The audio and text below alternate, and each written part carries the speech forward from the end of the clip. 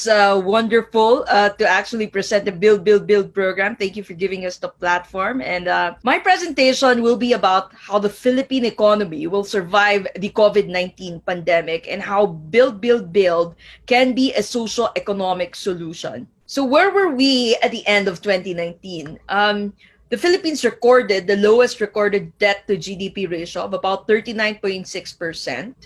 This is the trajectory showing the national government debt to GDP ratio from 2004 to 2019. And as you can see, there is a downward trend.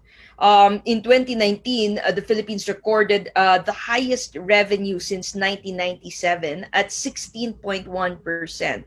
The credit rating of BBB Plus is the highest in our country's history. We also have reserves of about 89 billion US dollars. This is the highest recorded so far and can cover close to 8 months of imports.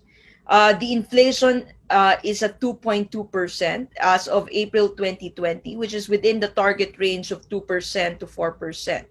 On April 30, the Economist ranked the Philippines' financial strength as sixth among 66 emerging economies.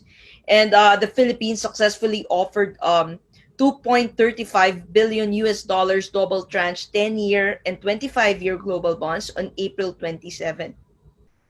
And I believe that so long as the PH deficit to GDP ratio will not exceed 9.0, the ratio will be median among peers with similar credit rating. As you can see, this is the debt to GDP ratio of Aruba, Poland, Peru, Italy, Portugal, Saudi Arabia, etc.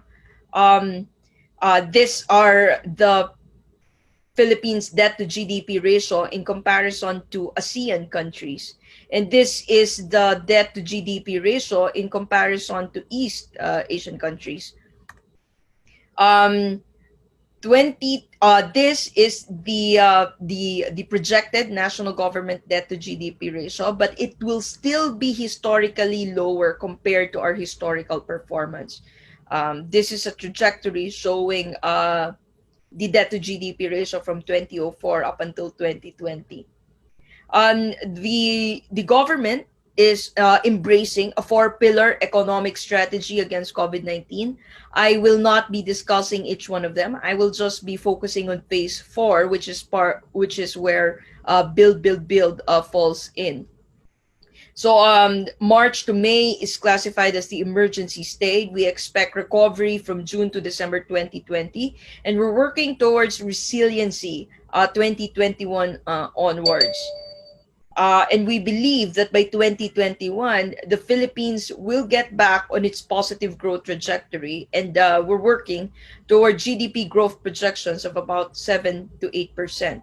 What are the priority measures to revive the economy? It's to restart and accelerate the Build program, the mass hiring of contract tracers, to lower the peak of COVID and provide jobs, attract foreign investors to relocate from other countries, stimulate consumer spending by reviving manufacturing of products that have strong inelastic demand, and support the whole value chain of the products. What has Build achieved so far? Since June 2016, we have completed 14,670 kilometers of roads. We have completed 4,507 bridges. We have completed 6,022 flood mitigation structures, 479 classrooms, and 114 evacuation centers. This is one of the major projects of Build. This is the Luzon Spine Expressway Network. So from 385 kilometers, we plan to expand the high standard highway network of the Philippines to about 1,040 kilometers. So the travel time from La Union to Bicol previously was 16 hours. When we're complete with this master plan, is going to go down to about 8 hours and 15 minutes. This is a master plan that was created by Secretary Villar under the mandate of President Duterte. One of the key projects is the Tarlac-Pangasinan-La Union Expressway. We recently opened this expressway. It's an 89.21-kilometer expressway connecting Tarlac City to Rosario in La Union. Because of this infrastructure project, the travel time between Tarlac and Rosario, La Union will be reduced from 3.5 hours to only 1 hour. We also have the Central Luzon Link Expressway, which is a 30-kilometer expressway from Tarlac City to Cabanatuan in Nueva Ecija. The travel time between Tarlac and Nueva Ecija will be reduced from 70 minutes to 20 minutes. The NLEX Harbor Link Segment 10 is a 5.58-kilometer expressway connecting MacArthur Highway and C3 Road. The travel time between Valenzuela and Caloocan will be reduced from 1 hour to 5 minutes. This has recently been opened and vital into reducing the travel time from Quezon City to Manila. So kung dati po inaabot ka ng 2 hours, because of this expressway, you can be in Quezon City to Manila within a span of 15 minutes. We also have the Metro Manila Skyway Stage 3, which is a 17.54 kilometer expressway connecting Balintawak to Buendia, Makati. When this expressway is completed, the travel time between Balintawak to Buendia will be reduced from 2 hours to only 20 minutes. We also have the NLEX-SLEX Connector Project, which is an 8-kilometer expressway from C3 Road in Caloocan to PUP in Manila and will connect to the common alignment of Skyway Stage 3. The travel time between SLEX and NLEX will be reduced from 2 hours to only 20 minutes. Essentially, what we're doing is now we're creating a loop within Metro Manila so that each city is accessible within a 20-minute time frame. This is the Plaridel Bypass Road. The travel time between NLEX Balagtas to Maharlika Highway will be reduced to only 30 minutes. We've also completed already the NAIA Expressway Phase 2, which is a 14.85-kilometer 4-lane elevated expressway from the endpoint of NAIA Expressway Phase 1 to Pagcor Entertainment City. The travel time between Skyway and Terminal 1 will be reduced from 24 minutes to 8 minutes. We also have the Cavite-Laguna Expressway, which is a 45.29-kilometer expressway connecting Cavitex with Cavite and SLEX Mamplasan Interchange in Binyan, Laguna.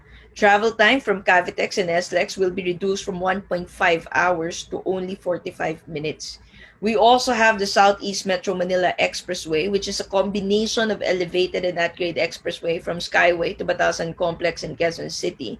This is about 34 kilometers. The travel time from Bicutan to Batasan will be reduced from 1 hour 50 minutes to only about 26 minutes. We are also working on the SLEX Toll Road 4 project, which is a 56.87-kilometer expressway extension connecting Santo Tomas, Batangas, to Tayabas or Lucena, Quezon. The travel time from Batangas to Quezon will be reduced from 4 hours to only 1 hour. We also have the BGC Ortigas Link Bridge, which will connect Taguig and Pasig City in 12 minutes. Another part of the master plan is the Estrella Pantaleon Bridge, which connects Makati to Mandaluyong City. We are also working on several quarantine facilities. This was taken at the Ultra Stadium Quarantine Facility. If you have any more questions, please let me know. Thank you very much.